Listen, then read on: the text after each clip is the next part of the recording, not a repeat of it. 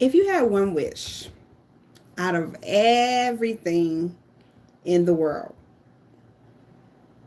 what would you wish for? And how would you go about getting it? Now, the reason why I'm coming on this live today is because a lot of people out there are hoping and wishing and praying that their life change, that, their circumstances change, that their finances change, their love life change, that everything change, that everything can change and everything could be the way they want it to be. And the reality of it is nothing's going to change unless you make it change. We can wish upon a star, pray, hope, but if you don't actually put effort into getting what you want, it's not going to happen. So when I first started doing government contracting, I'm going to be honest with you. I never in my mind, I never thought I would win a contract. I was always, and kind of still am, always the person who like things happen to, right? You see somebody win the lottery, always like that ain't never gonna meet me. And maybe that's negative, and probably it is, and that's probably why a lot of things don't happen, is because I put it negatively out there. But a lot of the things that happen to me actually turn out good. It's crazy, but it's true. But a lot of you guys out there are wishing and hoping for a change, but not doing anything about it. You're staying in the same position you are, knowing that you could be doing something else that could change it.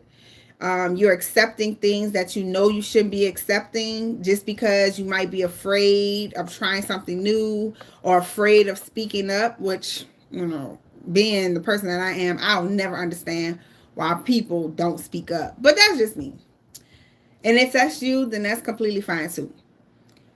But if we don't start participating in our own, if we don't stop getting in our own way, we'll never accomplish the goals that we want to accomplish. So how can government contracting get you that wish that you want? Well, it's very easy. For those of you who are watching me, I want you to put in the comments, what is your biggest wish? What is your biggest want, your desire, the prayer that you keep praying? Like, what is that? And I'm going to tell you how government contracting can get that for you. Because like I said, I never, ever in a million years, I swear this, y'all, I am so serious when I say this, I never thought I would win a contract. And a lot of you out there who are doing government contracting, y'all feel the same way. Believe me, I know what you're going through because I've been there, okay? But when you win that first contract, something happens. Like, I don't know if it's confidence, if it's like a superpower. I don't know what it is. But something happens when you win that first contract that just kind of propels you into winning more. Like, you can't get enough. It becomes addicting. It really does become addictive, especially if you get like a 7-figure contract, even a 5-figure contract monthly. It becomes addicting. So drop in the comments what your wish is, and let me tell you how government contracting can actually help you get that wish or that prayer or whatever. So once again, for those of you who don't know, government contracting, I'm a federal concierge. I teach other people to become federal concierges so that they can get in a position to get what they want. But how can government contracting really help you achieve what you really want to achieve?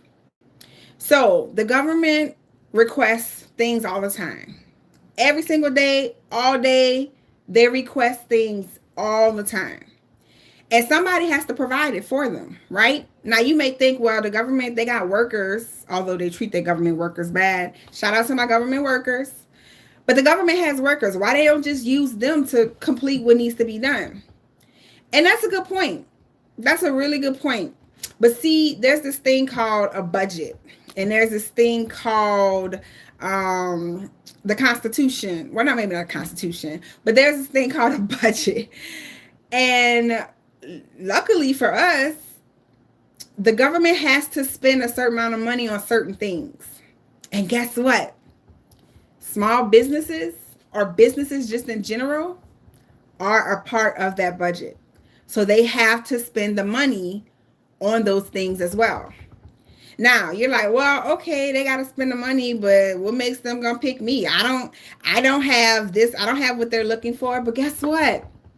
You don't need to have what they're looking for.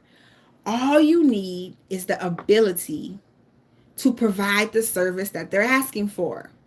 And I know you're gonna be like, nah, player, that just don't sound right. That just sounds too good to be true. It must be fake. I don't believe you. You a liar. But I'm not. And I'm proof of it. I know. Look, Mr. Freedom, what's going on? They just be hating. I don't know why. But I'm glad to see you here. But listen, if you guys are just coming in, I'm asking you, what are your wishes? What are you hoping? What are your dreams? What are your prayers? And I want to show you how government contracting can get you what you wish. Okay? So, once again, the government has to spend the money on us, right? So for y'all, I don't know if you understand. Like, I be wanting to take y'all, like you right there. Yep, you watching me, you right there. And I want to shake you because I want to show you, like, y'all just don't understand the amount of money. And I don't want to just seem like we money hungry hippos over here. But the amount of money that the government is required to spend on businesses to provide goods and services is insane. It is absolutely insane. And if you can figure out how to be a part of that, that can help you get some of that money, and that can help your dreams and your prayers and your wishes and your hopes and your desires and all that other junk. I mean, not junk, all that other stuff come true. Why not get involved? I'm going to give you what you need to get involved. Once again, I never thought I would win a contract, ever. I bought a course. I learned how to do it. I would go to the monthly meeting or the weekly meetings, bi-weekly meetings, whatever. And I would hear people always saying, anybody got any good news? They're like, I just won my first contract. Another person, I just won my first contract. I won 3 contracts. And I'm always like, ain't never gonna be me, man. This stuff ain't never gonna be me. Until it was. Y'all, you don't know what that feeling feels like to win your first contract, because the government needs me and you. My first contract was a horse training contract. It's actually getting ready to end. It's getting ready to end next month. It's lasted me 4 years, guys. 4 years I've been in this contract getting paid monthly. A monthly salary that's been taking care of everything, okay? But the government is required to do the business with you guys. And as I stated before, the government asks for everything. Whatever, I don't care what you're thinking about in your head. Oh, the government's never going to ask for this. The government's never going to ask for that. You're wrong, because they will ask for it. And if you could be the person to provide it, that's golden, man. So how do you provide the goods and services to the government? You may be thinking, well, I don't have no, I don't know lawn care. I don't do this. I don't do that. How am I, me, little bitty old business me? How am I going to provide for the government? They asking for HVAC. They asking for painters. They asking for, how am I going to provide? It's easy. If you can find somebody else to do the actual work, that's how you provide. Yeah, you heard, clean out your ears. You heard that right. If you can find someone else to do the work, that's how you provide to the government. Who said you have to do the work? If you can find another person, subcontractor, the person who can actually do the work, to do the work, let them do the work. All you have to do is get the quote from them and provide it to the government. And if the government picks you, then guess what? You in business. You pay the subcontractor what they're asking for. And of course, you putting your money on top to manage it. We ain't doing this for free. That's how you become that's how you get to what the government is supposed to be giving you.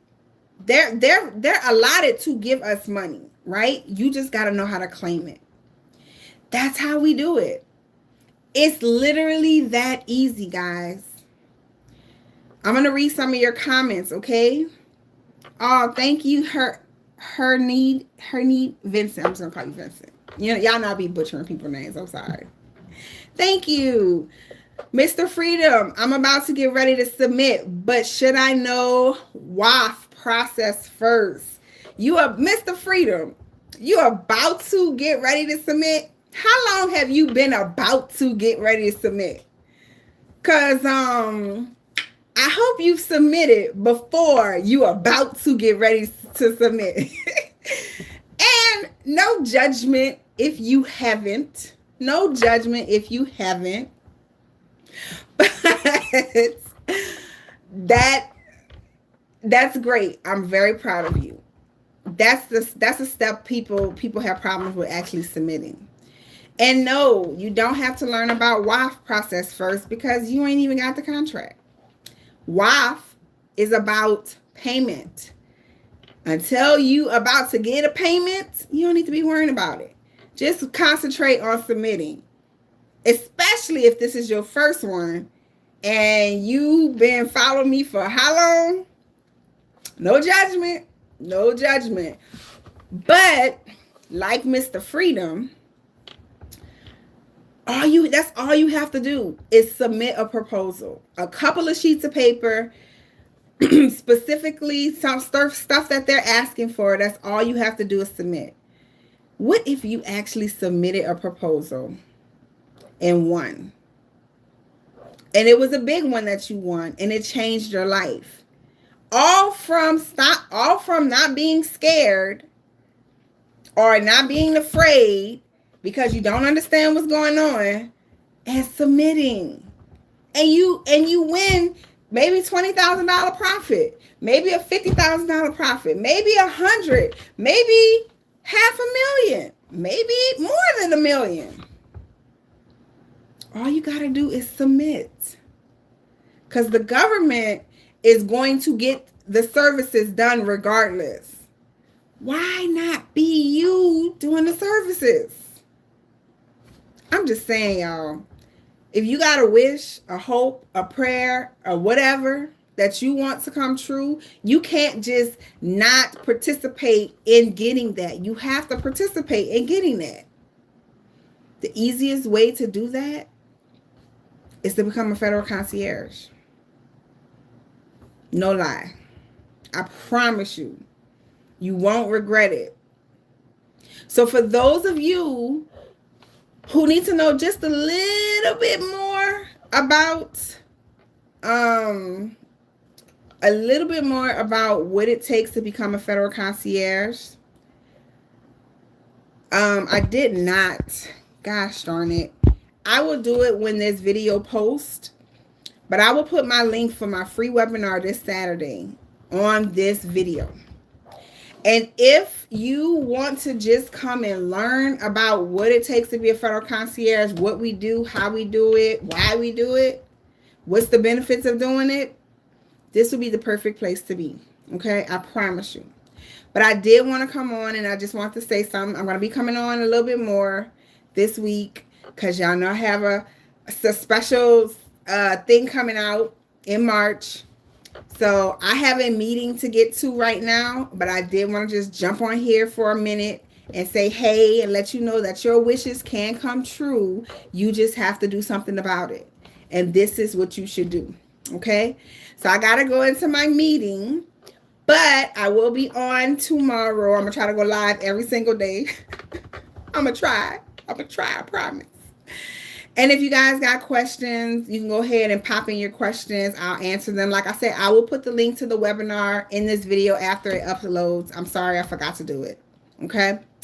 So y'all have a great night. Get your dreams answered, man. Nothing will stop your dreams except you. And I'm telling you the easiest way to go about doing it. And I hope you believe me. All right, guys, I got to go into this meeting, but I will talk to you guys later. Have a good night, and I will see you tomorrow.